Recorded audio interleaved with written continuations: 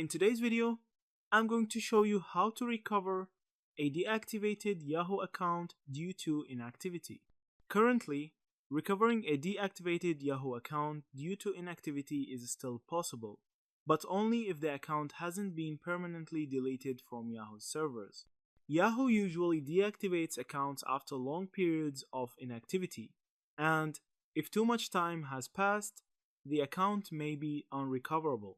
If your account is only recently deactivated, you can often bring it back by signing in again through Yahoo's recovery page in your favorite browser or app. Start by going to the Yahoo sign-in helper at login.yahoo.com and entering the email address or phone number linked to your account. Yahoo will guide you through verifying your identity using either your backup email, registered phone number, or security questions if you set them up previously.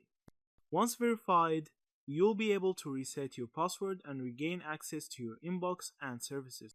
If your recovery options are outdated or inaccessible, it's worth trying to update them through the sign-in helper by selecting I don't have access to this and following Yahoo's alternate recovery path. Sometimes, Yahoo will send verification codes to older linked accounts or give you the option to add a new recovery method during the process. For users who can't recover through automated methods, contacting Yahoo customer support is the next best step, though success depends on how long the account has been inactive. Pro tip: once you regain access, make sure to update your recovery email and phone number immediately under account security in your Yahoo settings, so you don't face the same issue again.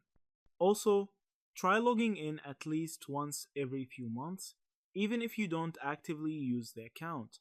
This keeps it active and prevents Yahoo from flagging it as inactive again. Yeah, that's it. Thank you for watching this video.